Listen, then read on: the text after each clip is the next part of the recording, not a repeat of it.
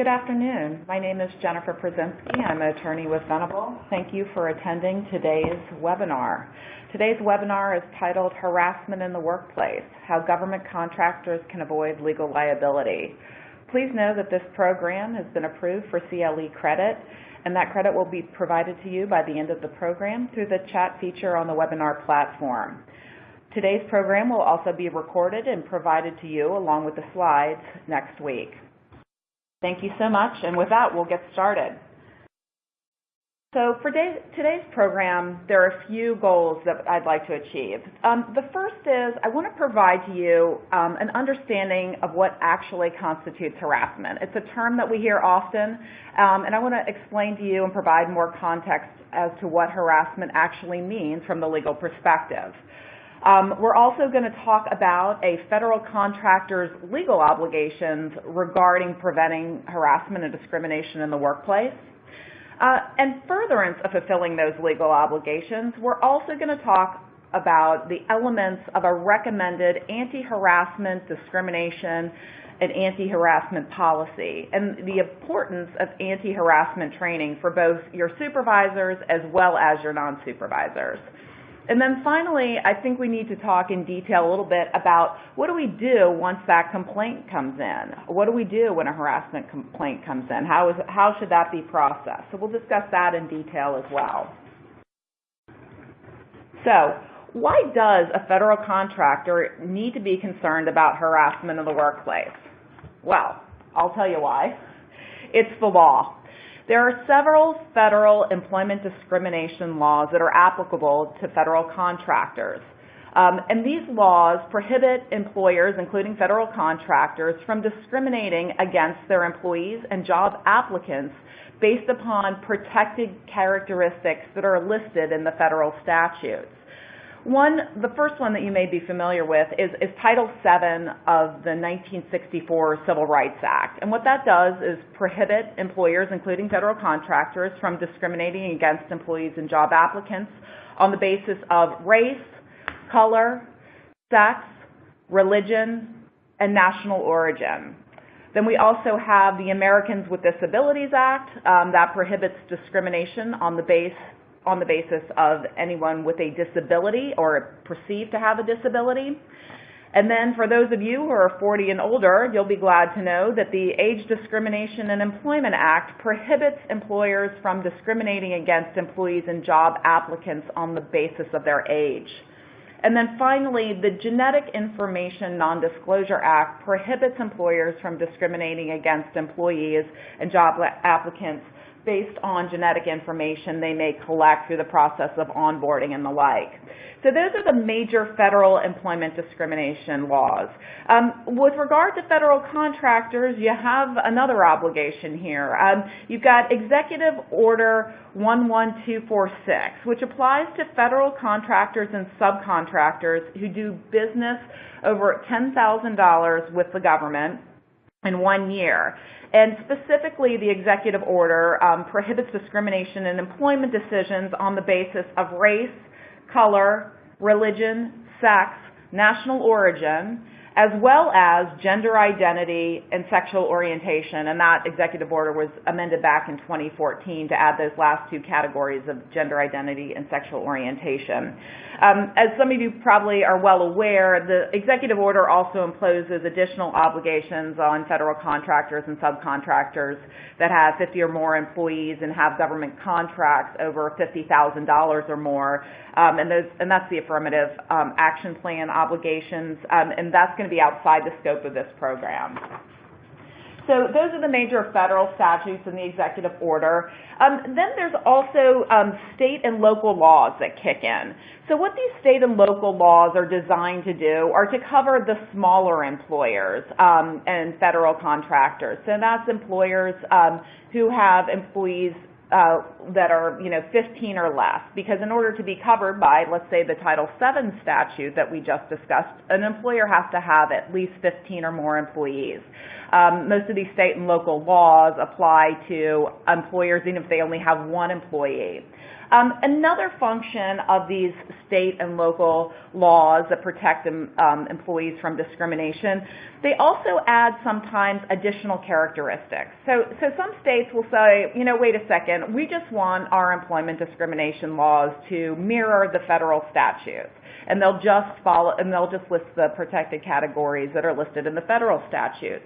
But some states take it a step further and they say, well, wait a second, we want our employees to be even more protected. So we're going to add more additional categories under which we're going to prohibit discrimination. So if you have employees in D.C., the D.C. Human Rights Statute specifically says employers can't discriminate against employees on the basis of their, quote, personal appearance. In Maryland, an employer can't discriminate against an employee based upon his or her marital status. In California, an employer can't discriminate against an employee based upon his or her HIV status. So when we're talking about these federal laws and the executive order, I thought it would be really helpful for you to understand a little bit about how these laws are enforced and how the process works a little bit. So there's an administrative process that an employee in most states will have to go through before they can actually sue in court. And so the administrative process for complaints of discrimination, there are two government agencies that are charged with enforcing their respective laws in the executive order. So the U.S. Equal Opportunity Employment Commission, and that's the EEOC, that's how I'm going to refer to it from here on out, will enforce and process complaints filed under Title VII. That's that federal employment statute that we just talked about. The Office of Federal Contract Compliance Programs, and I'm sure most of you are familiar with that, that's the OFCCP, is charged with enforcing that Executive Order 11246. And an employee has the option of actually filing with either the EEOC or the OFCCP. But what will happen is even if they dual file, that one agency will defer to the other. So if an employee or a former employee files a complaint with the OFCCP claiming harassment or discrimination and then subsequently files with the EEOC will defer to the OFCCP's process and its findings typically. So with regard to the OFCC specifically, know that it essentially follows the EEOC guidance. It follows the case law and guidance on Title VII with regard to enforcing that executive order that we talked about. So after the complaint or the charge is filed with the EEOC or the OFCCP, with regard to Title VII complaints, and that's complaints of sexual harassment, an employee or a former employee has to have a notice of right to sue from the agency in order to sue on their own in court. And essentially what that notice of right to sue will say is you, employee, have been through our process. We have determined that even though we can't determine whether there has been an occurrence of harassment or discrimination, we're not going to take it any further, and you're going to be issued a no-cause finding. And so at that point, the employee will have 90 days to actually file suit on their own in a private court of law. And then there is always that chance that the OFCCP or the EEOC will decide, you know what, we have found discrimination here and we are going to try to settle and mediate and maybe even take the case to court on behalf of the employee. With regard to some of the other federal statutes, you don't necessarily have that need that notice of right to sue, but you do for Title VII, which is where complaints of harassment based on sex are going to be filed. So, we were talking earlier about these federal employment discrimination statutes, and maybe some of you are sitting here thinking, well, wait a second, we were talking about harassment. I thought that's why we're here today. Well, let me explain to you how those federal employment discrimination statutes and that executive order actually come back to harassment. So there's three types of unlawful harassment. The first is what we call disparate treatment. Disparate treatment is when an employer takes an intentional action against an employee or a job applicant because of his or her protected category. For example, an employer says, I'm going to fire you because of your religion. I am going to fire you because of your sex. That would be considered disparate treatment. The second is called disparate impact. Disparate impact is when an employer has a policy or practice that on its face reads really neutral. It doesn't talk about any protected categories. It doesn't look discriminatory. But when the policy or practice is actually carried out, it has a disparate impact on a particular protected class. So let me give you an example. So let's say an employer has a job posting for a data entry specialist, right? That data entry specialist, the only thing they're going to be doing as part of their job is typing things into a computer. They're entering data into a database, right? And in that job posting, among some of the other minimum requirements, the minimum requirement of the employee being 6'4" is there. And there's another minimum requirement that the employee be able to lift at least 100 pounds. And so what group or what protected class is that going to have a negative impact upon? Probably women, because there's not a whole lot of women that are 6'4" or that are over 6'4". So that's what we would call disparate impact. And I know some of you are sitting there thinking, well, wait a second, Jennifer. There's those UPS people, right? They need to be able to lift a certain weight, or maybe they need to be a certain height. There are certain jobs that you're allowed to have those minimum requirements. It just has to be reasonably related to the job. There has to be a legitimate business reason for having those minimum qualifications in there. So the third way unlawful discrimination can occur, and that's why we're here today, is harassment. And like I said, those federal employment discrimination statutes and the executive order, none of them actually use the word harassment. But the way that we get to harassment is the United States Supreme Court has determined that harassment is a form of unlawful discrimination, and that's how harassment is prohibited under those federal and state local employment discrimination laws, as well as that executive order that we talked about. So, we can't look at the headlines, we can't listen to the news, we can't open a blog without hearing about how much of a problem harassment is in the workplace. So why is that? Why is it such a big problem? And here's why. What happens is the same conduct that is actually lawful, acceptable, and even encouraged outside the workplace is not always lawful or appropriate for the workplace. The problem is employees get confused and don't understand that when they're in the workplace, they're actually conducting business on behalf of their employer, their federal contractor employer, that they actually have to change their behavior. And so these lines get blurred, and that's why harassment is such a big problem. Let me put a finer point on it by giving you an example.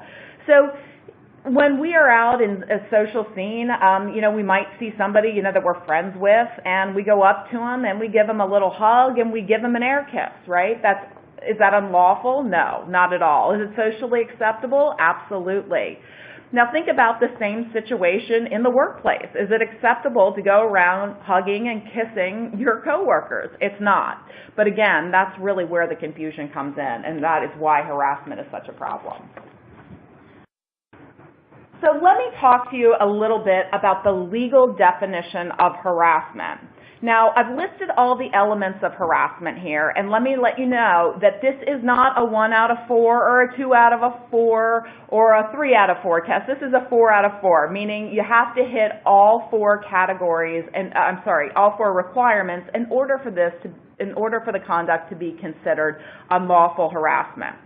So the elements are: the conduct must be unwelcome by the recipient of the conduct, right? So if the person is hearing that here's the joke, or is the recipient of the conduct says, that's great, I want more of that, that's not unwelcome, so that's not going to be considered unlawful harassment.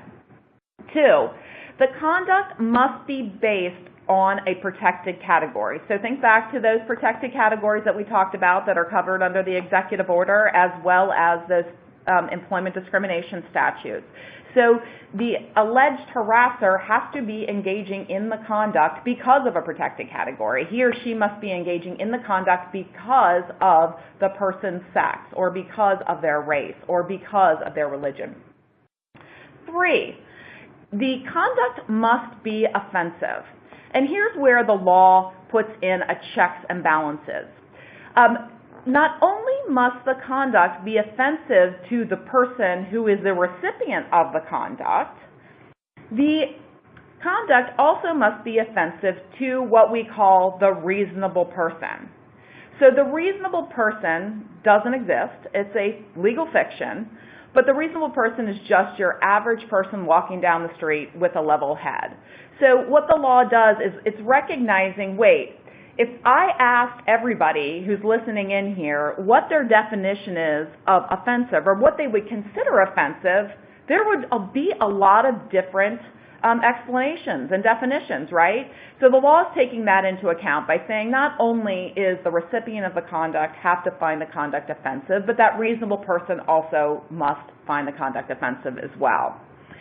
And finally, the conduct must create a hostile work environment, or it's got to be made a term or condition of employment. So let me talk a little bit about the hostile work environment, because quite frankly, that's what we see the most of nowadays. A hostile work environment can be created by conduct that is either severe or pervasive, right? So you get that hostile work environment either through severe or pervasive conduct. Severe conduct would be conduct in which, let's say, there is a physical assault because of the person's sex.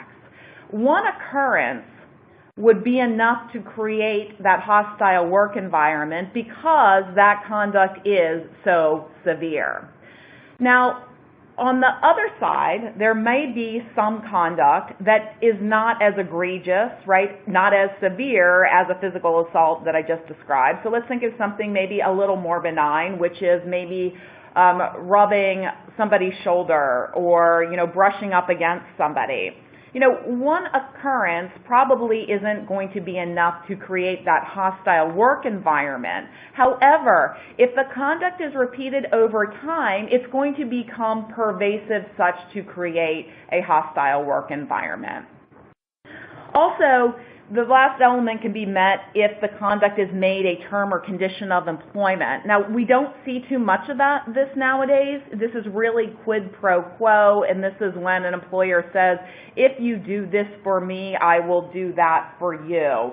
So essentially, it means if you submit to a sexual advance, I'm going to make an employment decision based upon your acceptance or your rejection of my sexual advance. So here's a couple of examples. A supervisor says to an employee, if you go out with me, I will give you a raise. Or conversely, if you don't go out with me, I'm going to have you fired. Again, that's quid pro quo. We don't see it very often, but I did want to point out to you that that is a way to meet that fourth requirement of unlawful harassment. So we just talked about those 4 elements of unlawful harassment, right? We've got the offensive, we've got unwelcome, it's got to be based on a protected category, and it's got to create that hostile work environment. So think about what doesn't appear in that definition, and this is something that we hear very, very often. That legal definition doesn't take into account the harasser's intent or state of mind. So really what the law doesn't take into account is if the harasser didn't mean anything by it, if he or she didn't mean to offend anybody, if they thought that the victim would actually like the conduct in which they were engaging. The law doesn't take any of that into account. Similarly, the legal definition does not take into account whether everybody does it. And this is kind of getting to the idea of, well, in our workplace, it's really common for people to use these derogatory terms. It's really common for us to be giving each other back rubs. It's really common for us to go around hugging and kissing each other. Again, the law doesn't take kind of that workplace standard into account at all. And finally, the law doesn't take into account whether the victim has engaged in conduct, in similar conduct with other people. So that's basically saying, so if somebody has kissed a coworker, that doesn't necessarily, the law is not going to take that into account when assessing whether there has been unlawful harassment has occurred when another coworker has tried to kiss that same employee. Again, the law does not take that into account. So along those lines, there's no excuses for unlawful harassment if it meets those elements. You can't say girls will be girls or boys will be boys, or, you know, I didn't mean anything by that. None of that really is going to excuse that unlawful harassment if those four elements that we talked about before are met. So I want to point out to you some examples of potentially harassing conduct, because I think it's really important to get a good understanding of what, we talked about the legal definition, but we also can take a look at maybe what could be harassing conduct. So we've got that offensive verbal conduct. So in the context of sexual harassment, that could be comments about somebody's body or even their appearance.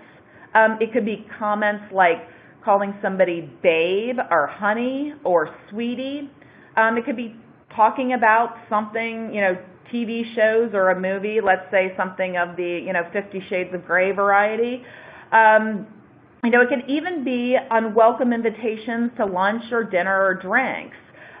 It also can be the physical conduct. I think most people don't have as many problems imagining what the offensive physical conduct to be, but it really can be not just, you know, an assault type where somebody is actually, you know, pushed up, you know, against a wall and tried to be kissed. It also can be that unwanted touching, meaning the rubbing of the shoulders or the hugging or the kissing and the like. Potentially harassing conduct also can be those threatening, intimidating, or hostile acts, right? You know, it can be gesturing. And it also is not limited to actual conduct, right? Verbal or physical conduct. Harassment also can be offensive or explicit cartoons, calendars, or pictures or photographs that are displayed, you know, in somebody's office, in their cubicle, on their screensaver. Again, that actually can constitute harassment as well. And I wanted to point out that in order to be sexual harassment, the conduct doesn't need to be sexual in nature, right? Meaning there doesn't have to be some kind of romantic element to it or anything like that, or a lustful element. Sexual harassment can actually occur, let's say, if a male supervisor is berating a female subordinate because she is female, right? So that is actually sexual harassment, even though there is no kind of underlying sexual nature to that yelling. And do keep in mind that even though we're talking today mostly about sexual harassment, I really want to make the point that that federal contractors have an obligation to prevent harassment of all kinds in the workplace, right? It's not just limited to sexual harassment.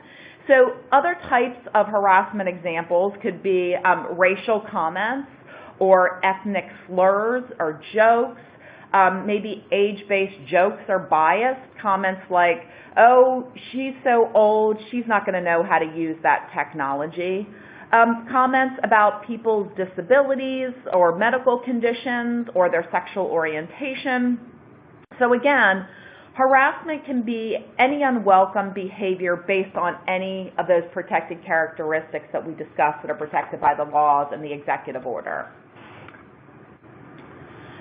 Also, I wanted to point out, when we look in the media nowadays, a lot of what we see that's stereotypical it's usually a supervisor or somebody in a position of authority harassing a subordinate, right? And a lot of times we see a male harassing a female. This is just in the media, I'm saying. But I want to remind you that, you know, harassing conduct goes beyond that. It's not just supervisors harassing subordinates, but subordinates can harass a supervisor, right? Co-workers who are not even in the same department or chain of command can harass one another. Similarly, third parties can harass employees. So if you have somebody in your workplace, and we're going to discuss this in greater detail because this is important for federal contractors particularly, if you have somebody in your workplace who's not your employee, let's say it's a UPS delivery person who's harassing your employee, that is harassment there and needs to be stopped. Similarly, your employees are prohibited from harassing third parties, right? Those people who are not your employees. The harassment also can be male to female, as we talked about, but it can also be female to male or even same sex, right? It can be male to male or female to female. So, I think I've probably scared you sufficiently now. So, what is a federal contractor to do? Well, let me tell you. I think a good place to start with your obligations and kind of what recommended steps you can take to limit your exposure, your legal exposure, is to look at the EEOC's view, right? That's the Equal Opportunity Employment Commission, and remember, the OFCCP really follows EEOC guidance. So this is the EEOC's view on claims of harassment and discrimination. So if an employee is harassed and the employee complains to the employer, and that employer, one, promptly responds, and I'm going to tell you how to promptly respond, two, take appropriate action after promptly responding, and we're going to talk about appropriate action too, and they do so in accordance under an established anti-harassment and anti-discrimination policy, and finally, make sure that, or take steps to prevent that harassment and discrimination from reoccurring. The EEOC says there's no valid claim of harassment. So if you take all of these steps, you've got a great defense if an employee actually brings a charge of discrimination or harassment against you. So I put together here just a list of bullet points of what you as a federal contractor should do.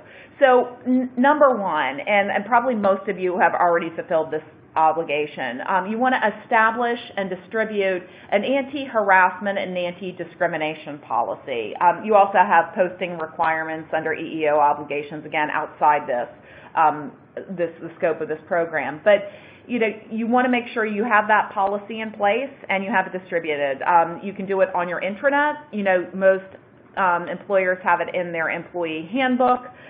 You want to also educate employees on the policy. Again, you've got the policy there in your handbook, and that's great, but you probably should take that extra step and educate your employees and do a little training on the policy and the obligations for the employees under that policy. You also need to promptly respond to all complaints. And how do you promptly respond? Well, you conduct an immediate investigation of all complaints. And then once you've concluded your investigation, you're going to go ahead and determine whether misconduct occurred, whether there was a violation of that policy that we talked about, and you want to take disciplinary action or otherwise prevent that misconduct from reoccurring. And then finally, you're going to make sure you want to prevent and respond to retaliation. Now, I know I've put a lot in this list here, and I'm going to go over each one in detail, but I did want to just kind of set forth the obligations at the outset. So, like I said, number one, you need to have that anti-discrimination and anti-harassment policy. And I want to go through each part of that policy and what it should actually contain, because I've seen varying types. I've seen very short ones, I've seen very long ones, but here's what's the recommended elements. So the first thing the policy should contain is actually explain what conduct is prohibited. And again, we want to remind employees and we want to explain expressly that all forms of harassment and discrimination are prohibited, not just sexual harassment, right? And so again, we want to list those categories for employees. We want to tell them discrimination and harassment is prohibited on the basis of race and color, religion, sex, national origin, age, disability, and then we have the catch-all, Any other categories protected by law, right? Because like I said, those states and local laws kind of kick in depending on where you have, in what states you have employees. And the Department of Labor, the OFCCP, says you don't actually have to specifically list gender identity and sexual orientation, but we think it's a good idea to do so. You also want that policy to explain your policy extends to third parties.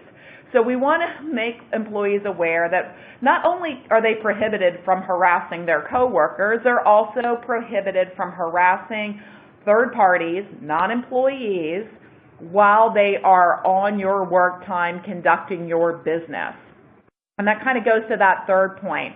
A lot of employees don't understand that the harassment policy doesn't mean only when they're at work inside a physical building. It also means when they're traveling. If they're at a conference, if they're overseas, this harassment policy is going to apply. So we want to make sure that we make that clear in the policy. Another element that we need to have in the anti-harassment policy is how to report a complaint of harassment if an employee experiences harassment. So you want to explain those reporting procedures. There's a couple elements. We do it very generally, but we do want to explain the reporting procedures. We want to make sure that the employee knows that the harassment should be reported immediately, right? Because that's a loser for us if the employee sits on it. Because as we know, complaints of harassment and the like are just going to grow over time. They never heal themselves, or at least in my experience, they have not. We also want to provide in those reporting procedures a wide range of individuals to whom complaints may be reported. So what do I mean by that? You want to say complaints of harassment and discrimination can be reported to your immediate supervisor, any member of management, or even the president or the CEO of the organization, and including or the HR department if you have one. And why is that? Think about it. Depending on the facts and the circumstances of alleged in the complaint, the employee may not be comfortable reporting to certain individuals. And again, we want to make sure that they have a wide range of reporting options so the employee can't come back and say to us, well, this policy said I could only report it to my supervisor, and I didn't feel comfortable reporting it to my supervisor because it was she that was harassing me in the first place. So again, we want to make sure there's that wide range of reporting options. We also want to encourage reporting. As I said earlier, it is a loser if harassment or complaints or issues related to harassment fester in the workplace. They are only going to snowball. So we want to encourage that reporting. And to that vein, we want to say to employees, wait a second, not only if you experience harassment should you report it, but if you witness harassment, you should also report it. And then getting back to what I said earlier, we want to encourage employees not only to report harassment of other employees, but also if third parties are harassing another employee or an employee is harassing a third party. The policy should also generally discuss complaint handling. And what that means is the policy should just say something along the lines of our company, takes complaints, all complaints seriously. We're going to conduct a prompt and immediate investigation. And I'm going to tell you that's exactly what you want to do. You want to do it promptly and immediately because you don't want to sit on it. You also want to mention in the policy that the complaint will be kept as confidential to the extent possible. We don't want to promise that your complaint will be kept confidential. And why is that? Because if you think about the investigation process and subsequent steps, certain aspects of the complaint may be revealed. There's people who need to know, right? There's people in HR that may need to know. And quite frankly, through the investigation process, when you're talking to witnesses that have been identified, those witnesses actually may figure out what some of the allegations of the complaint by the nature of your questioning. So again, confidentiality to the extent possible is the key phrase there. And then finally, you want to say you're going to take appropriate action. What you don't want to say is, if you complain about harassment, we're going to discipline. Because Sometimes you're going to figure out after your investigation, wait a second, there hasn't been a violation of policy here. There was no unlawful discrimination or harassment, so no action is necessary. So that's why we say appropriate action, because in some cases, appropriate action actually may mean no action. And finally, the policy should also explain that there is going to be discipline for violations of the policy. And we want to state that there may be discipline up to and including termination of employment. And we need to kind of broadly characterize that because there is no formulaic method for determining discipline for complaints of harassment or if harassment has actually occurred. It depends on the circumstances. It depends upon the allegations that were made. It depends on the parties that are involved. It depends on whether it's a first or multiple offense. There's just a lot of factors that go into that. So you're covering yourselves by saying if we find that the policy has been violated, we're going to administer discipline up to including termination. You also may want to consider including in that policy that discipline may include termination for a first-time offense. And that puts employees on warning, and it may scare some of them, but think about it. And maybe you think that that's a little too harsh, termination for a first-time offense. But think about it in a sense, if an employee's been physically assaulted or sexually assaulted by another employee, immediate termination for a first-time offense is going to be warranted. You're not going to want to keep that harasser in your workplace because that's going to, threaten the safety of others. Also, your policy should prohibit retaliation, and I'm going to go into this in a little further detail later on in the presentation. But essentially what that is you want to say in the policy that supervisors are prohibited from retaliating against employees who file complaints of discrimination or otherwise oppose harassment and discrimination in the workplace. And what that does is essentially tell employees, if I report harassment or if I participate in the investigation, nothing bad is going to happen to me, right? And then you also want to explain the reporting procedures if an employee believes he or she has been a victim of retaliation. And essentially that the reporting process is going to be the exact same as the reporting procedure for the complaints of harassment, right?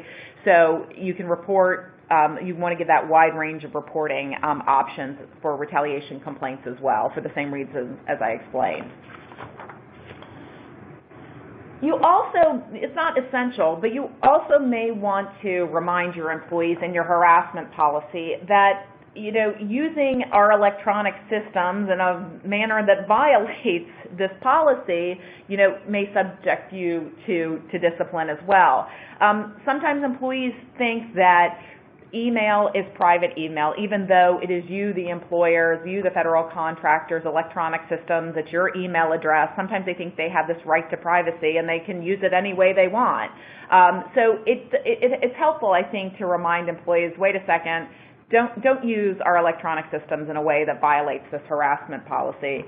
And further into that, you may want to consider, if you don't already have an electronic systems use policy, something along the lines of reminding employees that they don't have any right to privacy in your electronic systems and you have a right to monitor anything that's on your systems because it belongs to you.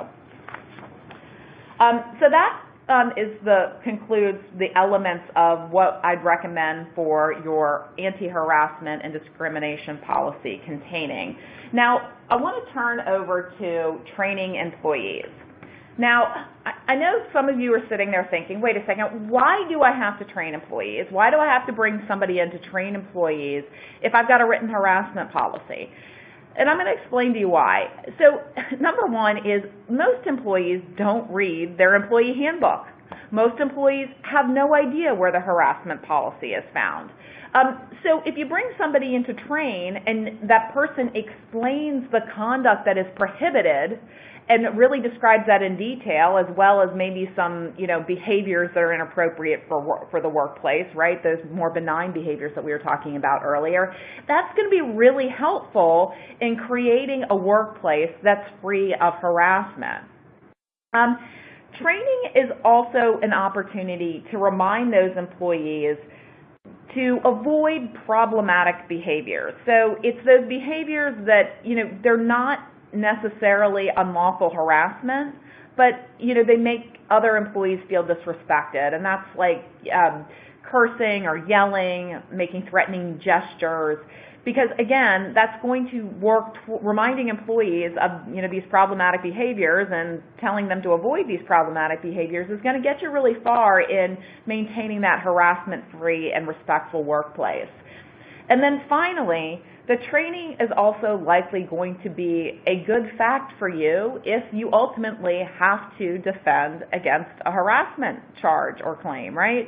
Because think about it, the EEOC says, well, you've got this charge or claim of discrimination or harassment. You say, well, not only do we have this written harassment policy, we actually have training on it, and this employee, we take this very seriously, and here's all the elements, and this is what we did.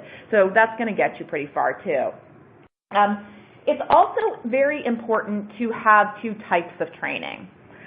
You want to have that non-supervisor training, and in that you can explain that you've got the shared responsibility, quite frankly, for creating this workplace that's free of harassment. It's not only you, the federal contractor employer, but also they have obligations as well, right? And we talked about those in the policy. They shouldn't harass other people, and they need to report, and your obligations are to investigate, which we're going to go into detail in a little bit. It's also important to have that supervisor training because supervisors wear two hats, right? They have dual roles. They're an employee, right? So they need to understand all their obligations as an employee, but they also have additional responsibilities in their role as managers. And why is that? It's because once a supervisor is aware of harassment in the workplace, in the eyes of the law, the organization is on notice. So that supervisor needs to understand what he or she needs to do in order to move that complaint of harassment along or identify the harassment.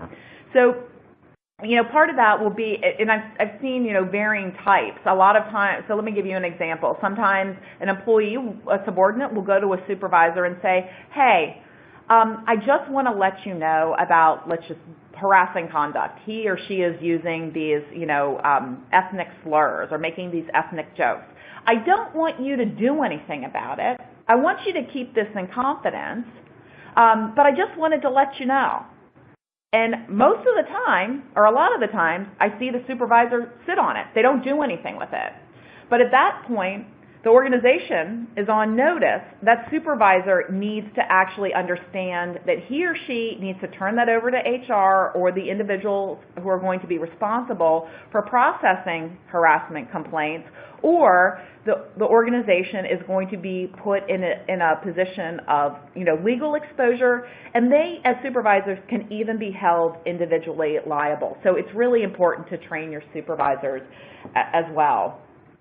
Another reason to train your supervisors is you need to explain to them this obligation that they can't retaliate against employees for making a complaint, participating in the investigation process, or opposing harassment or discrimination in the workplace.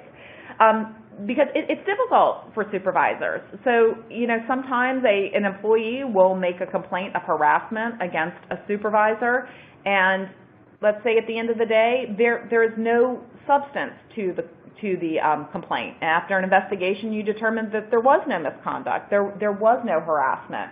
And the supervisor is left feeling really upset, as well he or she should be, right? I mean, you take it personally. Wait a second, this person made this complaint against me and it was unfounded and you're upset about it. And sometimes, a human nature reaction is maybe to start treating that person differently.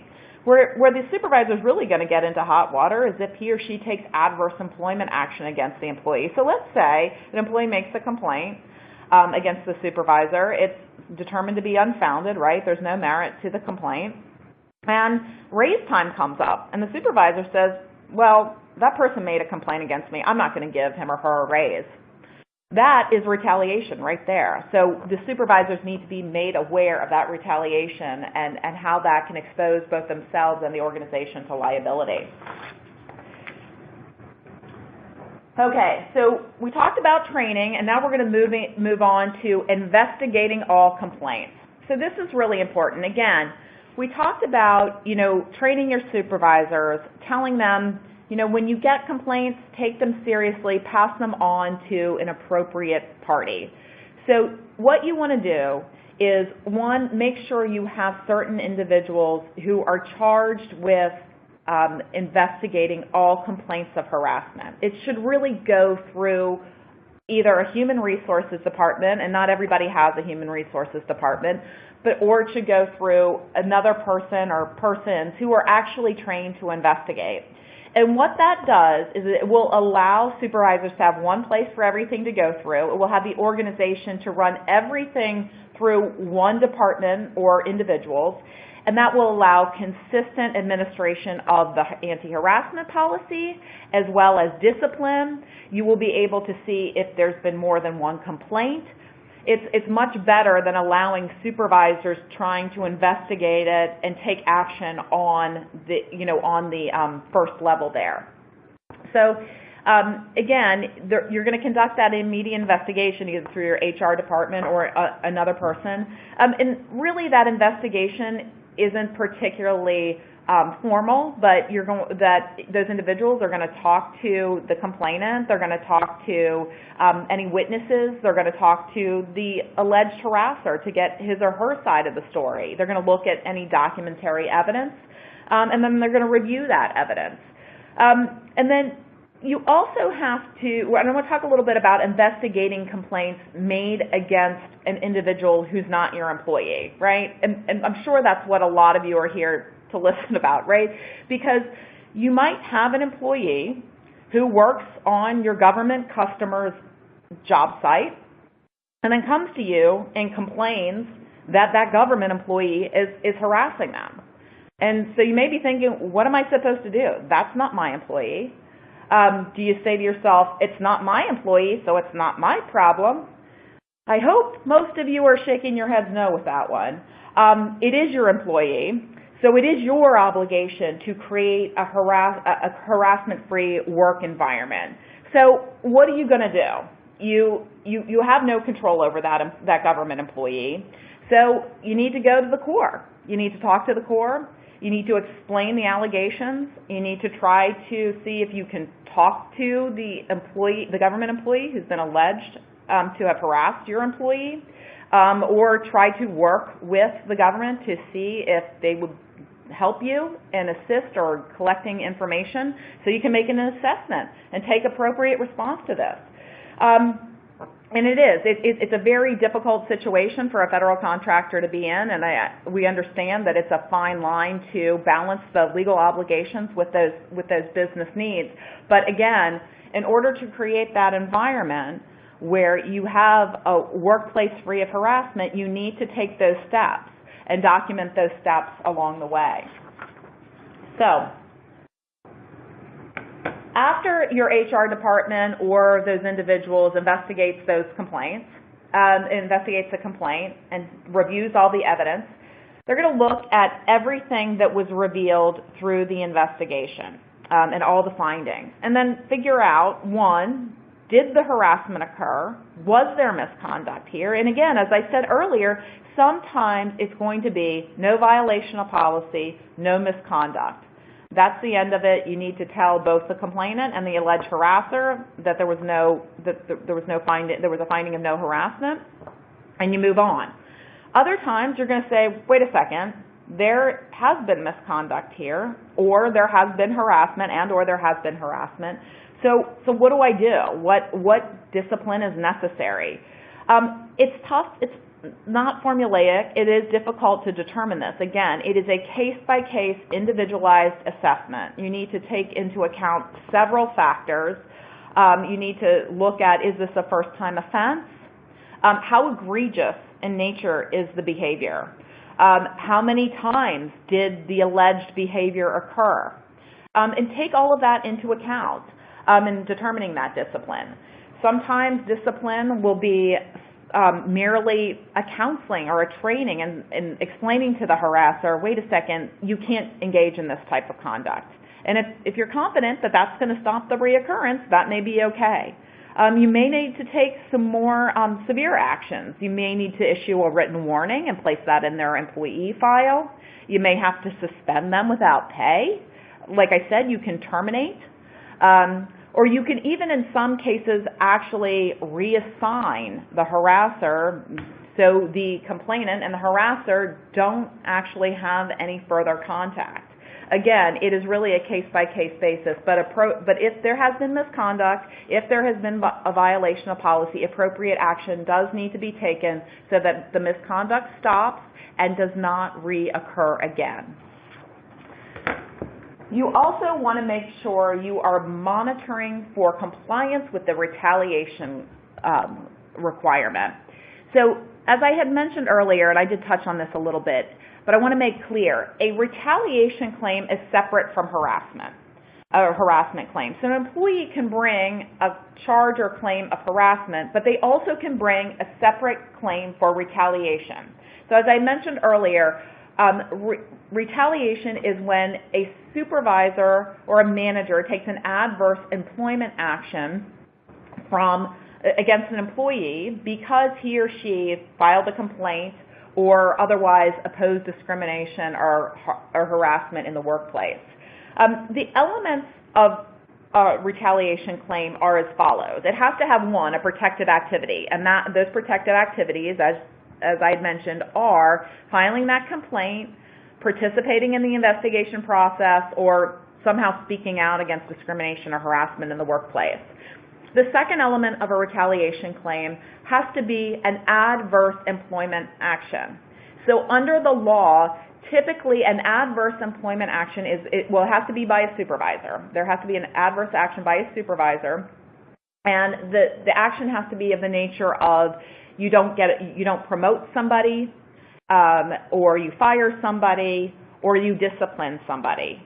And again, the third element of the retaliation claim has to be a causal connection between that protected activity and the adverse employment action.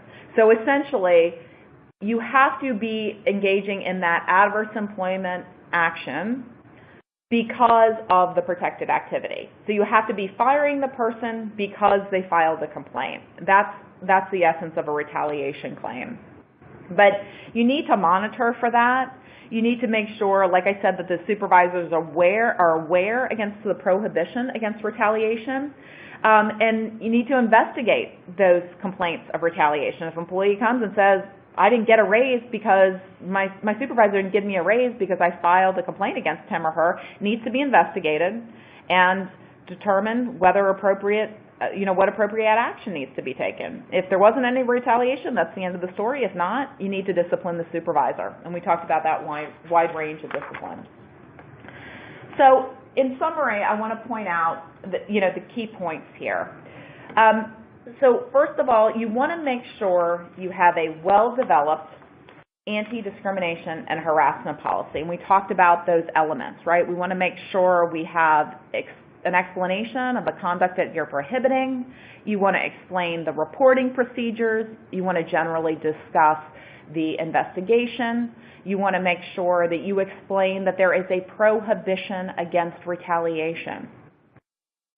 You also should train your employees and managers. And again, it is really important, particularly for your supervisors, to understand those additional obligations that they have as managers, because once they receive that complaint of harassment or discrimination, the organization is on notice, and thus we are legally obligated to take prompt action and make sure that that harassment stops and doesn't happen again.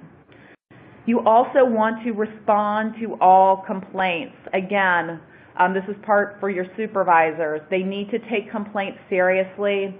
Complaints, we shouldn't impose, personal biases when we're intaking complaints and saying, oh, that employee is overly dramatic, they're extra sensitive. The complaint really should be passed along to HR, those individuals that are charged with processing complaints of harassment and discrimination, because they are the ones that will ultimately determine whether there has been a violation of policy. And it very well may be that it's not offensive conduct and the employee actually was being overly sensitive. But leave that to HR to figure out, or those individuals who are trained. Again, you want to also discipline that misconduct and make sure it doesn't happen again. That's going to be essential to your defense. Remember the EEOC's view. You are charged with preventing the reoccurrence.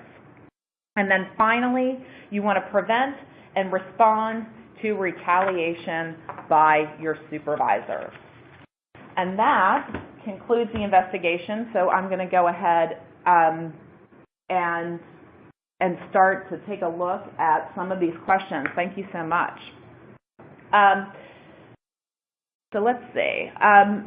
In light of recent events, how can HR professionals continue to defend the practice of withholding negative behaviors from reference checks? In light of, I understand, for negligent retention and the like. Well, you really have to take into account, again, this is a fine balance. You really probably have to assess the liability you are going to have from revealing the negative behavior that, or the harassment that was engaged in, with the liability that you may experience for maybe not revealing it to a future employer. It is definitely a balance there. So maybe if there is much more egregious behavior, you may consider actually revealing it, but 9 times out of 10, you're going to continue to not reveal it because you can expose yourself to defamation and the like if you reveal that, because it is private, confidential personnel information. Okay, another question here. After the investigation, can you determine that no harassment took place since it was a one-time incident, and can claim an affirmative defense in that the organization had no way of knowing it occurred, I believe. So, okay, I think I'm going to take that question in 2 parts. There may be an instance where the conduct alleged is a one-time incident, and you may determine that no harassment occurred. And that could be maybe somebody is super sensitive, and maybe somebody went up and maybe touched their arm, going by, and they complained about that. That's a one-time incident.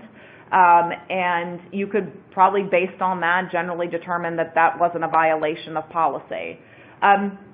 As far as an affirmative defense in the organization have no way of knowing it occurred, I feel like that is a separate question, because you are correct in that an organization is unable to investigate any alleged conduct if the employee doesn't complain about it. So yes, if an employee doesn't take advantage of the reporting procedures, and we set them forth in the policy very clearly for this very reason, right? We want to make sure that their right to report isn't chilled, that they know that they have the right to report, that they should report. We're encouraging reporting, because if they don't take advantage of those reporting procedures, you're right, we can take the position, well, we didn't know about the harassment, so thus we were unable to fulfill our legal obligations.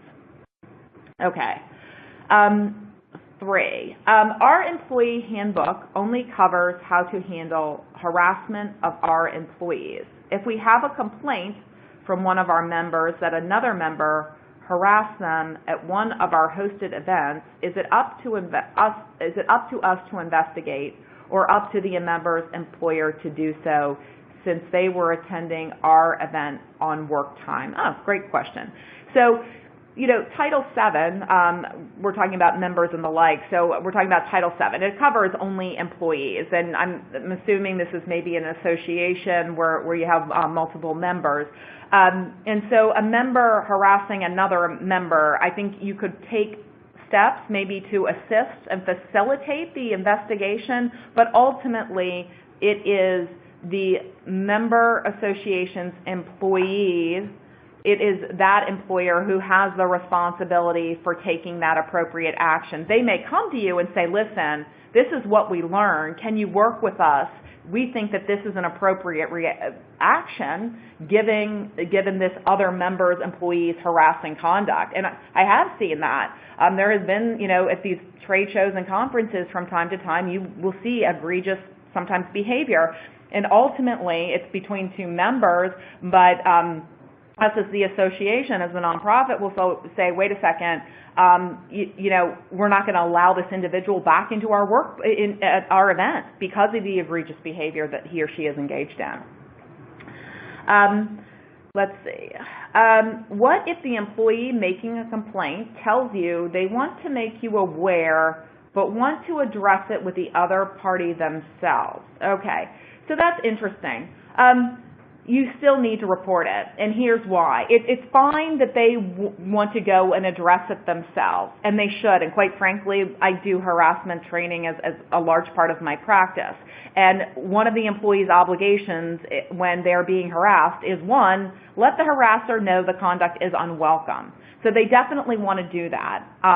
But they have taken step two, which is they have reported, and I'm assuming in this scenario, that you are a manager or a supervisor. And once you're on notice of that, you actually have a duty to report. And you want to report it because HR or the individuals charged with processing complaints may have information that same employee making those lewd jokes, shoulder touching and hugging, is doing the same thing to another employee. So the action that HR takes, an appropriate action, may be something a little more severe. So you definitely want, and again, you're on notice as the manager, so you still do need to report it. Again, I know it is a very difficult position for supervisors and managers to be in when you have an employee saying, please, I trust you, don't tell anybody, please keep this secret. But you can explain to them gently, this is your obligation and you're going to have to pass this along. It's best for them, it's best for the organization, and it's in furtherance of the anti-harassment policy and keeping a workplace free of harassment and discrimination. Okay. We were just made aware of inappropriate behavior by a former employee while he was employed by us. He's been gone for more than a year. Do we have an obligation to investigate? We cannot take any action since he is gone. Do we have any other responsibilities? So as long as he's no longer your employee, right, there's no threat to people in the workplace, your employees or third parties, and you don't have control over him anymore, so there's actually not really any additional action. If he was still employed, if the incident happened a year ago, so for those of you who have a current employee, and an employee comes to you and says, that current employee about a year ago, he or she engaged in this conduct. In that instance, you would still have an obligation to investigate. But here, the employee is gone. There's nothing else you can do, and he's not under your control. What do you do when a manager or supervisor discloses the incident but refuses to provide the name of the employee because the employee wants confidentiality? You need to tell the supervisor or manager that he or she will be disciplined. You need to tell the manager or supervisor that he or she may be held personally liable under Title VII if he or she fails to assist the organization in their efforts to investigate the complaints. It's a hard line to take, but it's one we cannot let the managers do. They need to understand they can be held personally liable under Title VII for harassment. They need to understand that they have an obligation to assist the organization. It's part of their responsibility and their job duties to report complaints of harassment. They don't have the option not to keep confidences or not. It's just not part of their job description. Should the term zero tolerance be removed from policies? No, I don't think so. Zero tolerance does not necessarily mean that I'm going to terminate an employee because he or she violates this policy. Zero tolerance means, and it depends on the context, but I'm assuming it's something along the lines that, you know, the federal contractor employer has zero tolerance for harassment and discrimination in the workplace, or something along those lines. Zero tolerance really actually only means that you're not going to tolerate discrimination and harassment in the workplace, and you're going to take appropriate steps to stop it and prevent it from happening again. Like I said earlier, in some instances, does that mean that you're going to terminate the employee for a first-time offense? Yes, but zero tolerance is not the equivalent of termination for a first-time offense of the policy. Okay. Let's see. Could you talk about the procedure for carrying out the investigations into potential harassment, such as verifying claims? If someone accused of harassment resigns before a formal investigation is complete, what is the obligation to continue the investigation in order to document a finding one way or another?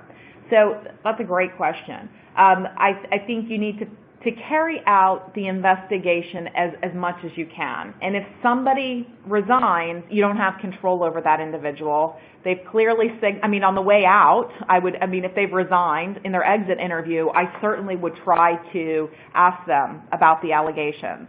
If it's somebody who just walked out of the workplace and isn't communicative anymore, you're not going to have control over them. You're not going to be able to complete the investigation. You're not going to be able to interview the alleged harasser as part of the investigation. However, I do think you need to complete it to close the loop on it, and then determine based on that, you can figure out if there are any additional appropriate steps that would be appropriate for making sure, the misconduct doesn't happen again. Assuming, because the employee's resigned, because the employee's gone, assuming he or she was the only harasser, there probably isn't a whole lot of remedial action that you would need to take, but I still think in order to close the loop on it and quite frankly, to defend against a potential charge or claim, you definitely should close the investigation. Note that the harasser, resigned before you were able to interview. He or she was uncooperative in the exit interview or something along those lines to show that at least we tried to fulfill our obligation. But at the end of the day, if that harasser is gone, that harassment from that harasser is going to stop, so the reoccurrence has been prevented at that point. So that concludes the program for today. Thank you all for participating, and have a wonderful afternoon.